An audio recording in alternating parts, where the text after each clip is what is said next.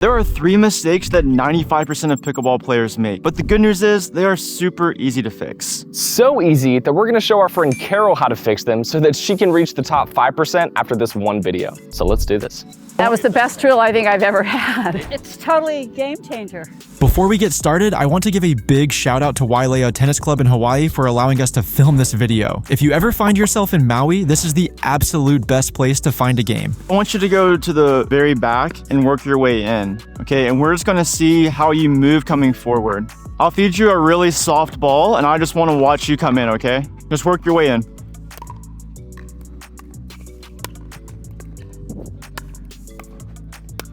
Yeah, so let's talk about that for a second. So the first mistake that most people make in pickleball is just not being ready. And that happens in several different places, but the number one place is moving from the baseline all the way up to the kitchen. And so you have a tennis background, right? Yeah.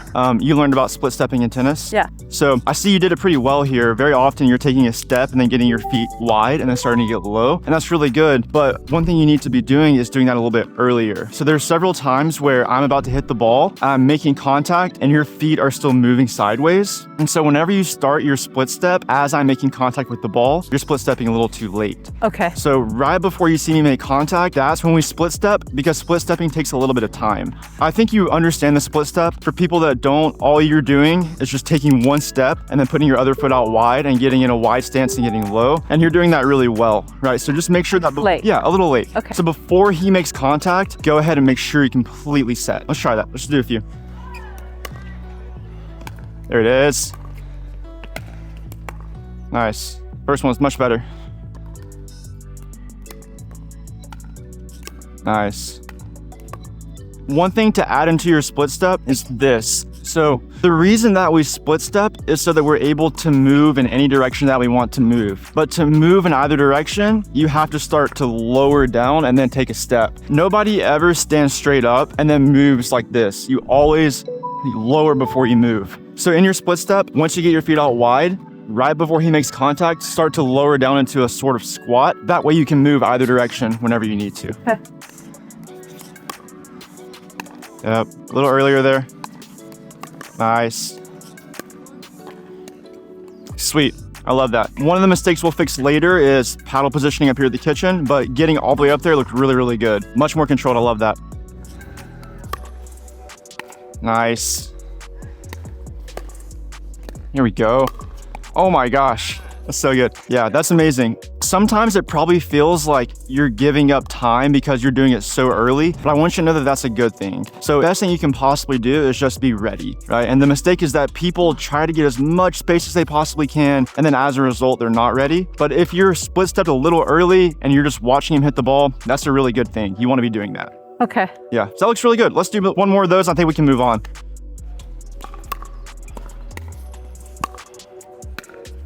Nice, that's so good. So I think like that's the fundamental thing, that's the foundational thing, is getting your feet right. And now from here, we're gonna build on the resets, we're gonna build on the paddle position. But that was a really good job.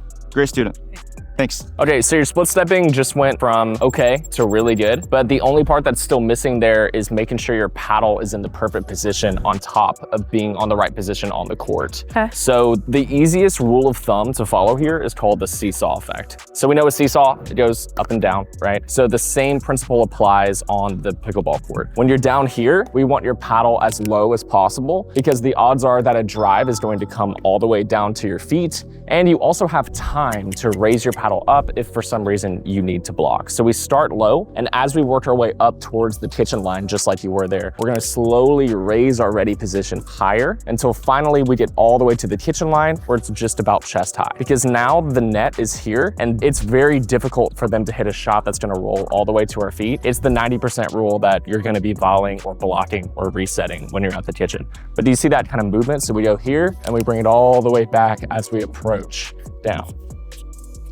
And there's a super cool trick with this too. On top of your paddle now being in the right position, it's also gonna be an indicator for you as to whether the ball is going in or out. Right. Which is awesome. Yeah, so that's the funnest part about the seesaw effect is you not only are in the right spot, you now know whether a ball is in or out. It's a great indicator. Yes, exactly. So if you're here and you have a ball that's above your paddle right now, you know, we're at the baseline, it's definitely going out, right? But same thing, if we're here and our paddle is about waist high and a ball is now above our paddle, odds are it's still going out. out. So then same thing at the kitchen, when we're all the way raised to our chest, any ball flown above our paddle is also out. So that's why this rule is so awesome, because it tells you two big things. One, where to be when the ball is coming your direction, and two, whether that ball is staying in. So if it's cool, I'm gonna show you a drill. I'm gonna feed you some balls and we're gonna have you do that seesaw indicator. And then I'm gonna ask you to tell me, just by staying still, whether that ball's in or out based on your paddle position. Okay. Shay's gonna launch some balls at you, and all you gotta do is stand there with your paddle in the right spot, and without looking at where the ball is going, tell me if it's in or out, okay? Cool, awesome. Where am I starting? We'll start at the baseline and work our way up, so we'll do 3 Here's stages. a question. Yes, please. If I'm standing at the baseline returning a serve, Yep. do I want my paddle down? You do, yes. Really? Because if your paddle's up here, think about how much time it's gonna take you to bring it down to deflect the serve. You want your paddle in a position that gives you the least amount of time to travel to where the ball is gonna go. So a serve, ideally your opponent hits it deep, right? They hit it so it bounces here if they're good, right? So your paddle needs to be down here. Just if you have it up here and then you're trying to react to a low serve, look at how far my paddle has to travel now. Right. Whereas it should be here. Worst case, they hit a short serve, right? Right. So let's say it bounces middle of the court. Same rule, I start to raise my paddle as I come close, and the amount of movement required to make my shot is still very minimal, right? So does that make sense? Yeah. Yes, okay. Any other thoughts on that? No, that part just kind of confused me. Yeah. Not really confused me. I just was curious as to the thought process behind it. Exactly. The point is, we, just like the split step rule, all of this is pointing towards giving yourself the most amount of time to react to any shot coming your way. Because that's just part of being ready. Because the more time you have, the easier executing any shot in your arsenal is gonna be. So that's pretty much what all this points towards. But on top of that, we also have outball indicators. So we'll teach you that. So let's do it, yeah. So we'll have her start at the baseline and you just feed some balls, and then you can just hold your paddle where it should be on the baseline. So that's gonna be about right above your quads, like right here. Nice, yeah, perfect. And the baseline should be the easiest one. So just tell us if that ball is going in. She's not making contact for the time Oh, I'm being. not. Out. Nice, that was a great call. That was actually really close. Not that close. In. Nice, look at that. Yep, you can come forward just a couple steps. Perfect, all right, right there, nice. Out. Nice, In. nice, sweet. Let's have you go like right here now. Nice. This is where things get a little bit tough. Yeah, your paddle's in a good spot, nice. Out. That was in. In. But do you feel that in your paddle, like when the ball is going in, it's still kind of in the zone that your paddle is held? Are you kind of like feeling that or seeing that? Or how are you making these calls? Yeah, I want to grab it. Yeah, okay, there you go, okay. Out. Nice. All right, let's go to the kitchen line. Oh, Tempting. I was in. That was unfortunate, yeah. Nice, that's perfect. Let's go, Carol. I watch other people just like frantic. Yeah, it's true, it's so true. It's funny, you would think going up in the levels would mean like the ball's just moving faster, so we have to move faster. No. It's so not true. If anything, the ball's moving so fast that we need to give ourselves as much time as possible to be able to hit a correct shot off of theirs. So that's Strategize and plan it. exactly, yeah. If we would try to rush everything, it's just not gonna work. So the next biggest mistake we see is incorrect movement, especially when it comes to the kitchen line. We already showed you how to be extra ready moving through the court, especially working your way to the kitchen. Now I'm gonna show you how to stay ready when you get to the kitchen so you can give yourself even more time to hit the perfect dink, maybe volley, whatever it is you need to do. Because let's be honest, most of the rallies occur at the kitchen line. So we really want to crush these moments. My favorite way to learn how to do this is called shadowing. So the goal with shadowing is to be tracking the ball as it moves through the court with the tip of my paddle at all moments. So if I'm in a dink rally, the ball is bouncing on the other side of the court. So let's say the ball is over here. My paddle is actually facing with the tip towards the ball at all moments so that I can be perfectly ready for the shot coming over. Let's just demonstrate this for a second. So now I'm watching, turning, watching the ball, ready. I have so much time to hit my shot now because I'm just tracking the ball the whole way through. Nice. Do you understand what I mean by that? Pointing towards the ball the entire time. Really simple rule, but the reason that's helpful is because it already preps your paddle to the direction it needs to be. So if the ball's coming cross court and I'm pointing at it the whole way, I'm already ready for a backhand because my paddle face starts to face towards the direction and I'm about to send it right. So let's have you dink a little bit and we'll focus on that and then I'll kind of fine tune it so we can get to a better position. And then I'll add in a little bit more of an advanced rule on top of that, but we'll start with this. Let's do it. Nice. Good.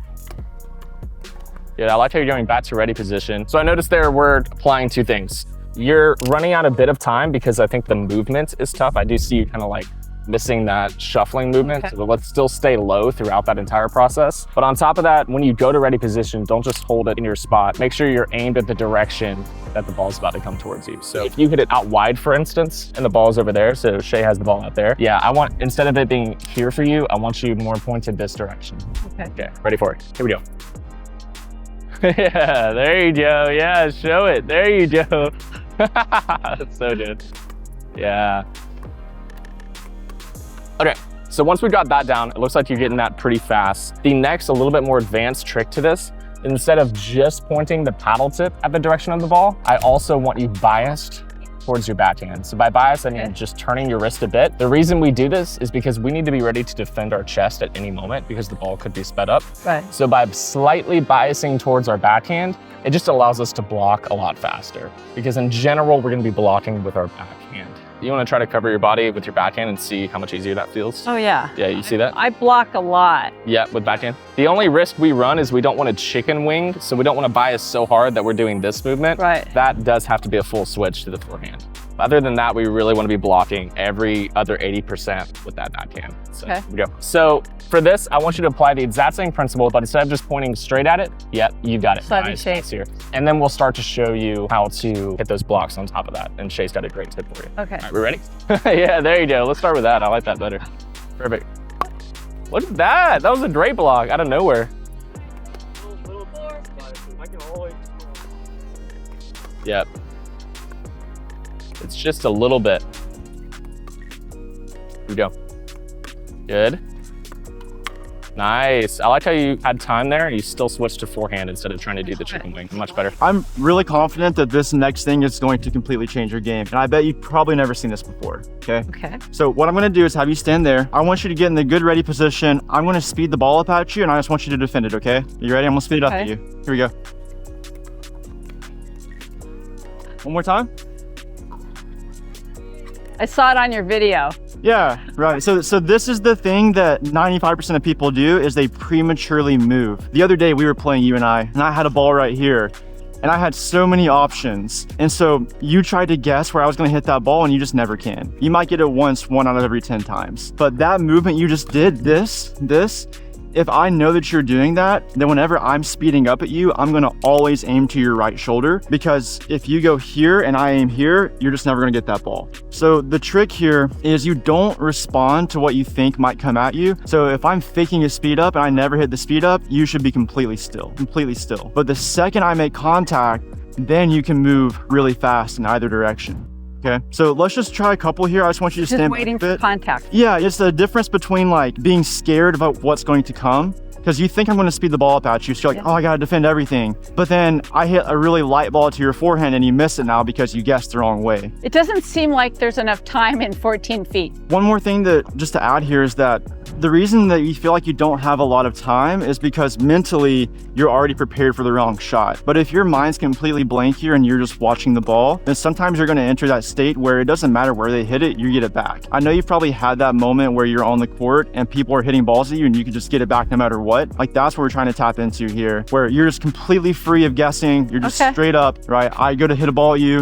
It doesn't matter. You have no movement at all. This is the mistake, premature movement. Just hit a few. So I'm gonna dink some at you, and then every once in a while, I'm going to just fake the ball. I just wanna see what you do, okay? A little bit of movement there, but not bad. Okay, you ready? Here it comes. Good, you got that easy. Don't guess. Talk me through it. How are you feeling about this right now? It's totally a game changer.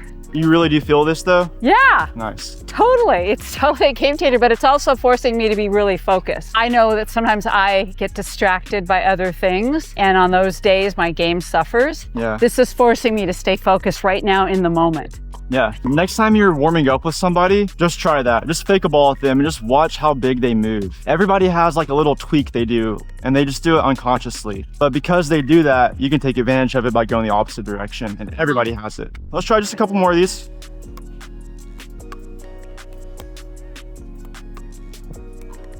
All right, now let's firefight.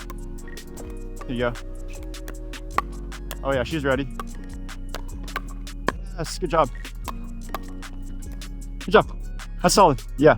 Great job. You like that? Yeah, it's a game changer. It's good. Yeah. It applies to the kitchen line. It applies to the midcourt. It applies to the baseline. All right. Everywhere on this court, don't try to predict where the ball is going to go and guess that direction. You can have it in like a gut instinct in your gut and in your mind, but don't prematurely move there. Right. Good job. Really good learner. Thanks. That's great. A handful of people have tried to show me how to reset with 2 hands. Sure. And I'm not as successful with that as I am with 1. And one person said, why are you trying to mess with 2? You do it really well with 1 hand. But I'd like to learn how to do it, like especially on the backhand side with 2. And I really struggle with it. One thing I noticed from you earlier, can you show me how you grip your paddle at the kitchen line? You're naturally pretty choked up on the paddle. So you're naturally like around here. And I think when we're actually hitting, you're a little more choked up than that. There were some shots where you're really up here. Putting your second hand on that's really uncomfortable, right? Yeah. A lot of players hold the paddle really low and they put this second hand on there for stability. But because your hand's already a little bit higher up on the grip, I don't think you need that second hand there for stability, right? And that's probably why it feels awkward to you. Okay, I'm also going to say that I don't often play up here. Might play up there if my hand gets there and I don't really have time to change. Okay. I tend to play more back here. Okay. And my backhand, I do a 2-handed backhand, so I pull that one in. Okay, sounds good. Yeah, just from what I saw right here, maybe in this specific situation, you were a little bit higher. I don't think you're all the way up here, definitely not. But you were a little high. Oh, okay. And so maybe that could be a reason in transition. As far as specifically 2-handed versus 1 hand, I think it kind of depends on the situation of the court. And honestly, 1 hand is probably your friend in most scenarios. The only time I really recommend a 2-hand is when you're covering this zone right here, because a 1 hand just isn't stable to block in between your legs. So here's where I like to use the 2-hand because it provides the stability I need to be able to even cover my legs. But past here, because your 1-handed volleys look really solid and you are a bit choked up, I really think you can reset with 1 hand almost all the way into the kitchen. The only time really to provide 2 hands is when you're trying to cover your feet, at least for most people. Do you have any thoughts on that? Big aha moment for me because nobody's explained it that way. Really? At all, no. They've not explained that, it's better when it's like between your feet or when you're around this area. They've just said, no, you got to do 2 hands. Even if you go all the way over here, you do 2 hands. And I'm like, I mean, there are some great 2-handed backhand players who do reset with 2 the whole way. I'm just not one of them. And unless you really feel confident in that 2-hander, I think this is more flexible, right? So this is what you want. Right. But the way you said it was a big aha moment. Good. I'm glad. Awesome. It really resonated. So just general advice, I would say if you're guarding really low, like you think someone's about to overhead at you, then definitely prep really low with your 2 hands. But if you're working your way into the kitchen, just really hone in the 1 hand. And then if you start to feel like this is going to be a helpful addition down the road, then fine. But I don't think there's a necessity because I can actually reach a lot more stably with 1 hand. If I try to reach this far with 2, it's just more uncomfortable. The final biggest mistake that we see is players lacking advanced shots. So we're going to cover 2 of the biggest and most important ones. We've got resets and rolls that we're going to show Carol. So let's do it. Carol, I just want to get a feel for where your resets are so I can provide the most help to you. So I'm going to have you just hit some shots. I'm going to feed some balls at your chest. I want you to focus on resetting back into this kitchen area. Let's have you in the transition zone. Right, nice. I'm just going to feed you some balls now. I just want to see how you reset towards me, okay?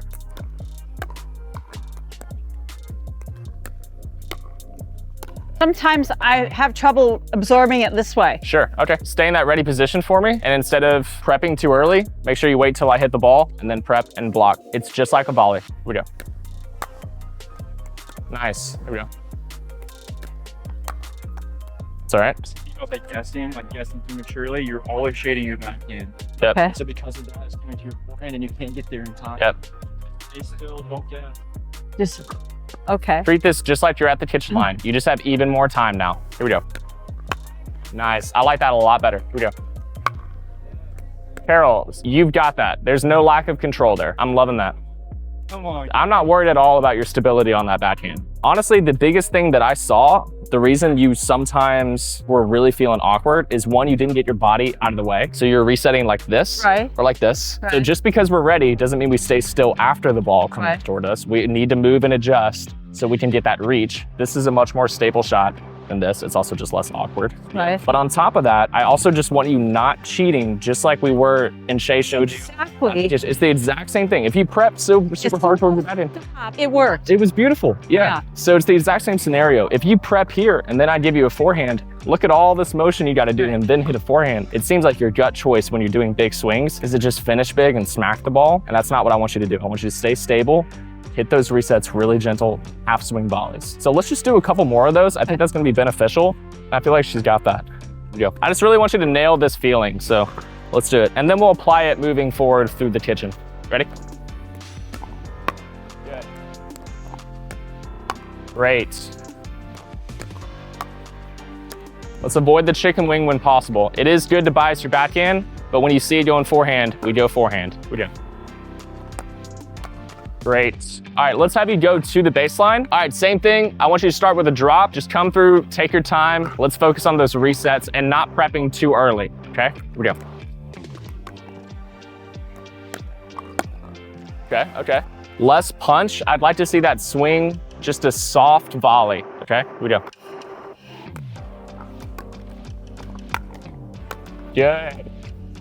Good. Yeah, hey, that was so much better. It felt comfortable for you. Look at that. Well, I did two-handed backhand, so I was in a situation where I would be hitting the ball. If you hit to my feet and I was doing resets, I would probably do them one-handed. Really? Okay, interesting. I feel like that's good. I want you to just do what's comfortable for now. There's no reason to mix up what's working. As long as you're not pre-choosing a side, I really think that's your biggest improvement area, is just staying stable. That's helping a lot. Yeah, I see it. Not prepping too early to another side. I think that really is your biggest thing. So when you do prep out really wide, you're tempted to, if it does come to your forehand, do a massive swing, and then you're kind of forced to just swing hard again. Yeah. And that's not a reset. That's not a shot that we can hit. So when you're here and you have to do this small swing, that allows you to do a small chop and come forward into the kitchen. That's the biggest thing. Then also just the mental reminder, we don't have to smash our way forward. We're just gonna hit that soft shot. We're gonna land it in the kitchen. I feel like you're getting that down really fast. So that's awesome. Big improvement. Really big improvement. Thank you. Yeah, great job. And this is the last mistake that 95% of people make. It's not having these two shots. We just taught you the reset. Now it's time for the rolls. So talking rolls here, I just want to see what your rolls look like. First of all, do you know what a roll is? If you had to describe a roll, what would you say? Top spin. Oh, let me ask you, when would you use a roll? Typically, if I'm at the net and I'm trying to just drop it to their feet. Okay. Often I'm here, I'll try to roll it over there with topspin so that it drops pretty close. Okay. I don't know what's the answer. I think that's pretty true. I think there's a couple ways we can use a roll. So first of all, here's why it's called a roll. To get topspin, you have to have the ball roll off your paddle. So it literally rolls off your paddle. And the more that I pull away from this ball or up through this ball, the more spin it gets. And so this is the way that we can take balls that are below the net and get spin so they go up over the net and then back down towards our opponent's feet, just like you said. What you're describing is more of like a dink scenario where you're using a roll, like maybe a roll dink, or you're taking a roll volley for a dink. I think the more advantageous place that you're going to find to use rolls is when your opponents are at the midcourt and you're at the kitchen line and they're hitting drops or resets coming in, and you're trying to take balls out of the air, but not leave them so high that they could just smash it back down at you. We want it to go up over the net and then back down towards their feet, right? Which you're very familiar with. So let's have you hit some of those. I'll be back here and I just want to see what it looks like for you. Okay? Okay, backhand, forehand, two hand, one hand. Whatever feels comfortable for you. Okay? Well, my backhand rolls, I'm working on trying to get him down the line, but I typically go cross court. Okay. I'm just learning how to do a one-handed roll. Yeah. I struggle with that. Well, let's just see what it looks like. I'm just gonna hit some balls to you. I want your goal is to get it to my feet. Okay, so let's see how you can do that. This is the baseline. Good. There it is. Your rolls look great. They do. You have the motion down. You understand. So let's just talk for people that don't know. Things you're doing really, really well. You're nice and wide. Your feet are really close to the kitchen line. You can move really far into the kitchen and take the spot out of the air.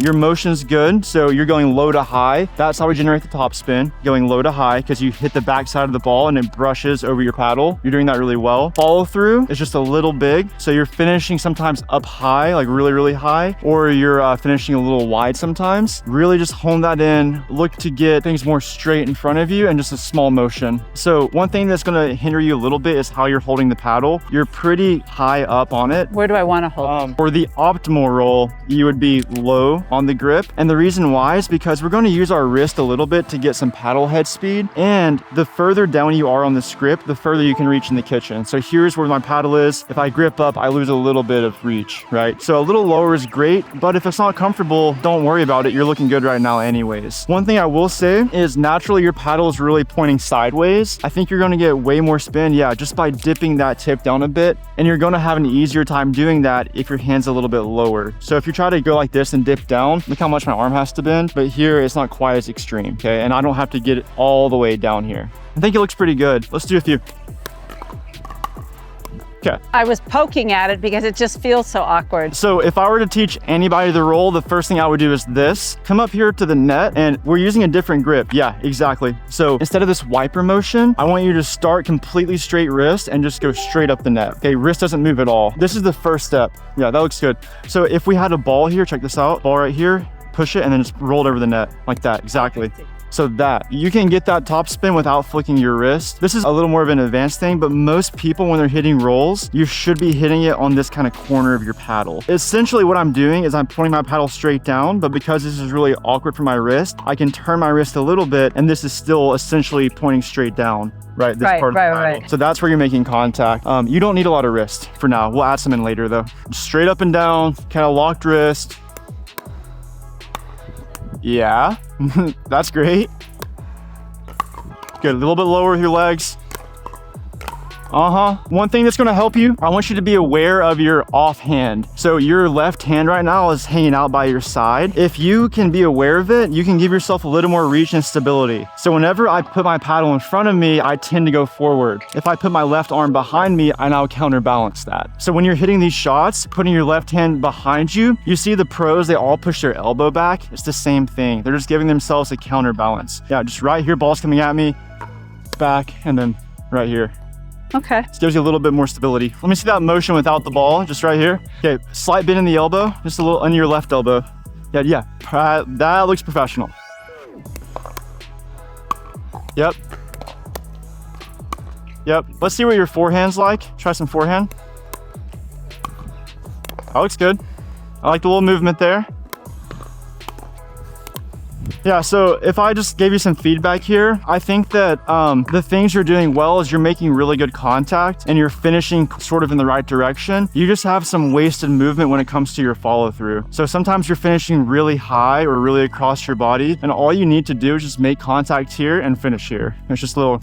That's what you said with the backhand too, so I'm doing it both sides. Yeah, exactly. It's just a matter of refining the movement. So you're just getting the foundation correct, which is just that little low to high, no wrist. This is all you need, right? And then once we get a little better, we can start adding some wrist, adding some more hips into it, finishing a little higher before you play sometimes. Come up to the net and just use this motion, right? Just get used to that sort of motion on both your backhand and forehand. But I think in general, it looks good. You have several times where you're hitting really good rolls and sometimes where you're poking, but I think you understand how to hit the roll, which is, the first step. Right, I think when I'm poking at him, it's because I'm not moving my feet.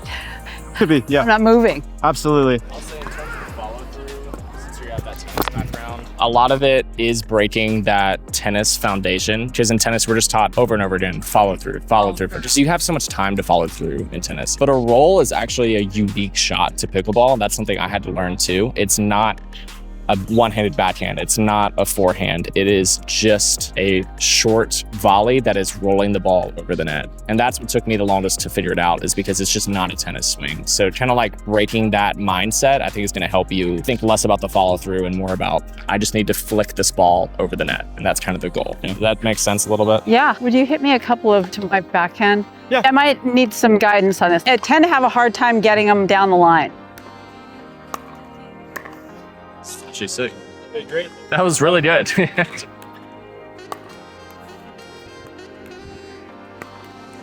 I did it again.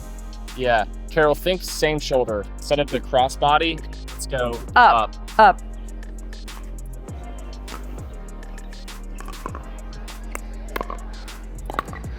That's great.